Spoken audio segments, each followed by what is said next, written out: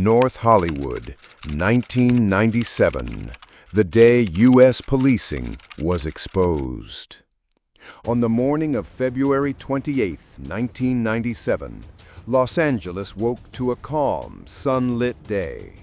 No one could have predicted that North Hollywood would become ground zero for one of the bloodiest and most chaotic armed confrontations in American law enforcement history. What began as a routine bank robbery at the Bank of America would quickly escalate into a 44-minute gunfight, exposing the vulnerabilities of police tactics, equipment, and preparedness, and forever changing how law enforcement confronts heavily armed criminals. The criminal duo, Larry Eugene Phillips Jr., 26, and Emil Matasareanu, 30. Far from ordinary criminals, they were meticulous, heavily armed and armored, two men who had turned obsession into a deadly profession. Phillips had a violent history and a penchant for confrontation. Raised in a family with a criminal past, his father had been a bank robber. Phillips seemed destined for a life on the wrong side of the law. After a failed bank robbery in Colorado in 1993, he was arrested and famously threatened suicide during capture, signaling a willingness to fight to the bitter end. Matasareanu, a Romanian immigrant, suffered from hypertrophic cardiomyopathy, a rare heart condition.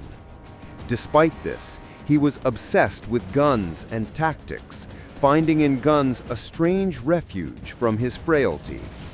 He met Phillips at a gym, and their mutual fascination with weapons and criminal strategy forged a dangerous partnership. Together, they spent hours planning, training, and experimenting with firearms and armor, preparing for bank robberies bigger and deadlier than any they had previously attempted. Escalation, from small heists to full-blown assault. Their criminal trajectory escalated gradually but dramatically. Starting with armored car robberies and small heists, they quickly moved to banks, eventually netting over $1.5 million. In every crime, they tested homemade body armor and military-grade firearms, including AK-style rifles, Bushmaster AR-15s, and Heckler & Koch G3 rifles. The police later dubbed them the High-Incident Bandits, a fitting name for the duo whose tactics would expose law enforcement's weaknesses in unprecedented fashion. February 28, 1997, the ambush in North Hollywood. At around 9:17 a.m., Phillips and Matasareanu entered the Bank of America branch on Laurel Canyon Boulevard, dressed in homemade full-body armor and carrying fully automatic rifles. Their plan was precise: grab cash, initially estimated at $300,000, and escape within minutes. But fate intervened. A patrol officer noticed a suspicious vehicle outside the bank and radioed for backup. When the robbers exited with cash, they were met by uniformed police, igniting the firefight that would last 44 tense minutes. Stay down. The suspects are shooting AK-47. Stay down. America, stay down. Unfolded, a gunfight for the ages. The scene quickly descended into near cinematic chaos. Phillips and Matasareanu fired over 1,100 rounds, hitting 11 officers and 7 civilians. Unbelievable. It was like a war zone, and he just kept doing it, and the cops were all pinned down. One of them was bleeding pretty bad. The guys walked in, they looked like they were RoboCop.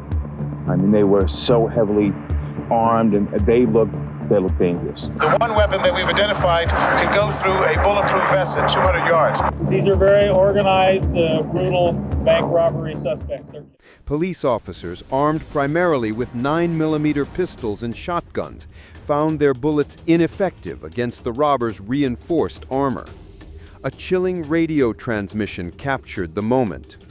"They've got automatic weapons. There's nothing we have that can stop them." Desperate officers ran to a nearby gun store to arm themselves with AR-15 rifles, buying precious time until SWAT units could arrive. Bystanders recorded the shootout on camcorders, and news crews broadcast the chaos live, shocking the nation. Good evening. It was a scene right out of an action-packed Hollywood movie. Bloody gun battle between cops and robbers on the streets of suburban Los Angeles today. The bloody finale. Despite the overwhelming firepower, the confrontation eventually ended. Phillips, wounded in the hand, took his own life in a moment of desperation, while also being struck by police gunfire. Matasarenu tried to flee, but was critically wounded, hit approximately 29 times in his legs and torso, and bled to death before medical help could reach him. Miraculously, no officers or civilians were killed, a testament to bravery and quick thinking under unimaginable pressure. Aftermath, a turning point in policing. The North Hollywood shootout became a national wake-up call. Live broadcasts revealed a sobering reality. Patrol officers were under-equipped to confront criminals with automatic weapons and body armor. The event spurred immediate and lasting reforms. Rearming patrol officers. AR-15s and other semi-automatic rifles, once exclusive to SWAT, were distributed to standard patrol units. Upgraded body armor. Stronger, more protective vests became standard issue nationwide. Enhanced tactical training.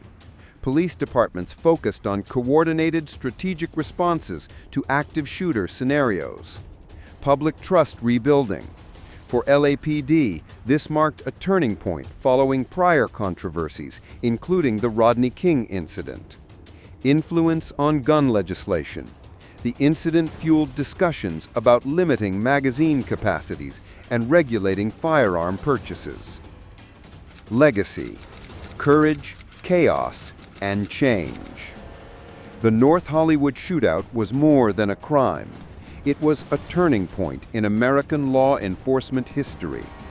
For 44 harrowing minutes, officers faced an almost unbeatable threat.